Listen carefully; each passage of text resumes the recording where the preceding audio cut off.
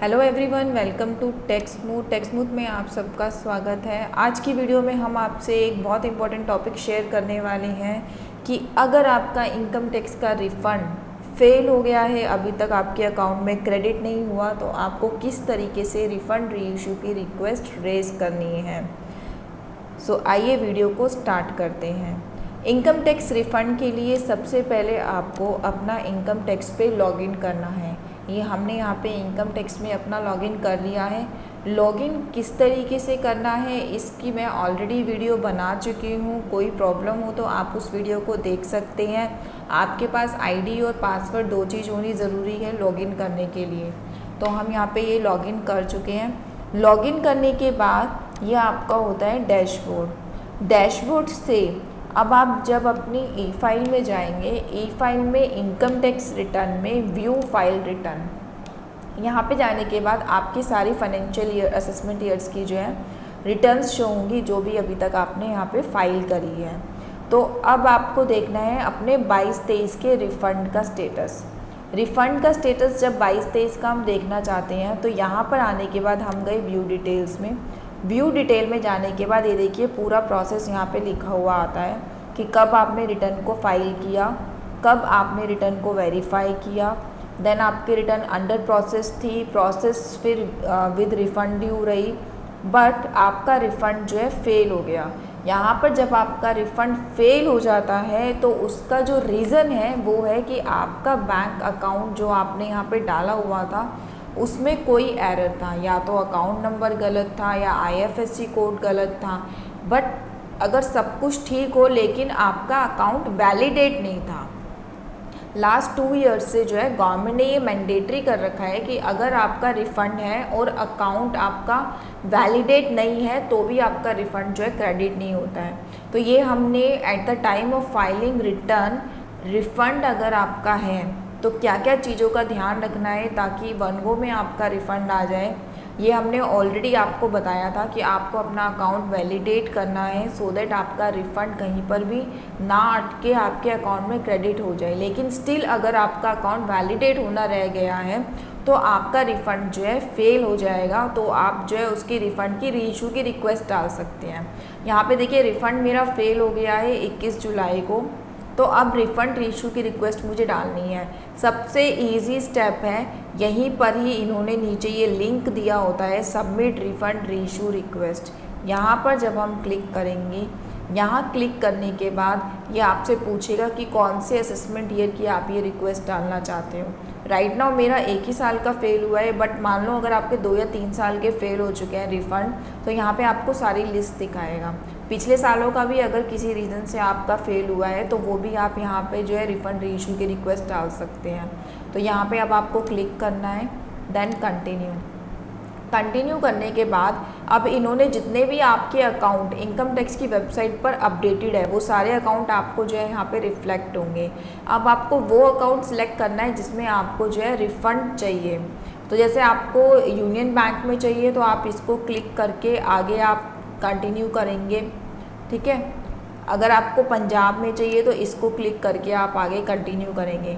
But इनको continue करने से पहले आपको ये देख लेना है कि आपका वैलिडेट है या नहीं है ये अकाउंट। जैसे देखिए जब मैंने यूनियन बैंक पे क्लिक किया तो मेरा एरर आया कि refund amount can not be received in this bank with the status validation error. ये वाला अकाउंट मेरा वैलिडेट नहीं हुआ, इसलिए मेरा रिफ़ंड इस अकाउंट में नहीं आएगा।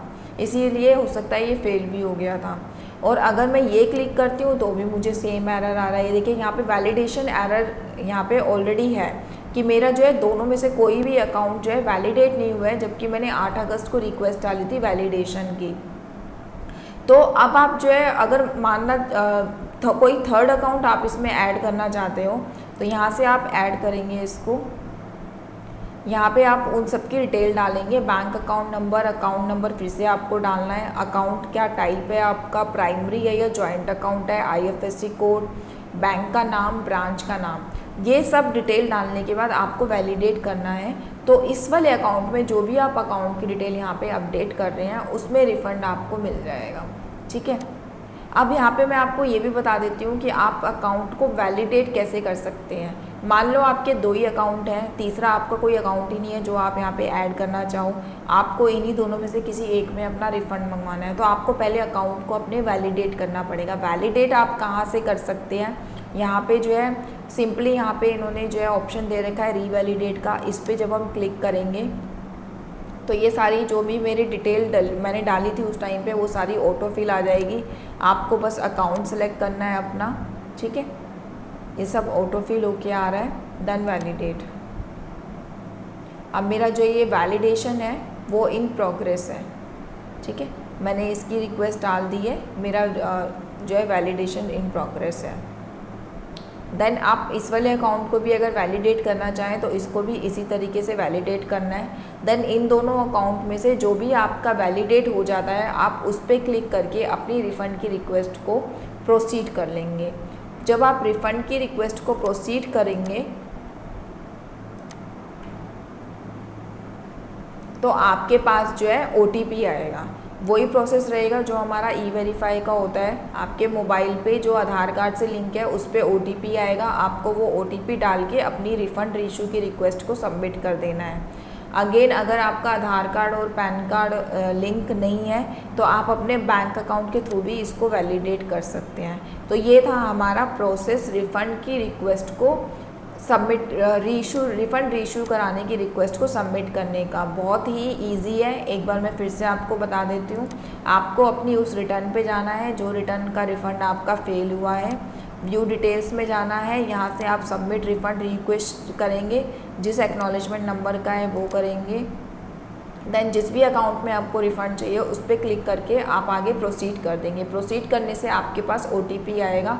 जो भी आप अकाउंट सेलेक्ट करें ये चेक कर लें कि आपका अकाउंट जो है वैलिडेट होना चाहिए। यहाँ पे वैलिडेशन एरर आ रहे हैं, ये नहीं होना चाहिए। आप पहले इनको रीवैलिडेट कर लीजिए। वैलिडेशन जब सक्सेसफुली हो जाए तभी आप रिफ़ंड इसमें रीइशू की रिक्वेस्ट डालिए, अदरवाइज़ आपका रिफ़ंड दोबारा फेल हो सकता है।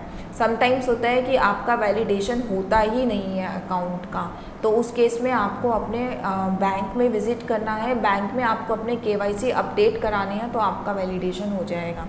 थैंक यू सो मच मेरी वीडियो में बने रहने के लिए। अगर आपको मेरा वीडियो पसंद आया तो वीडियो को लाइक और मेरे चैनल को प्लीज़ सब्सक्राइब कर लीजिए।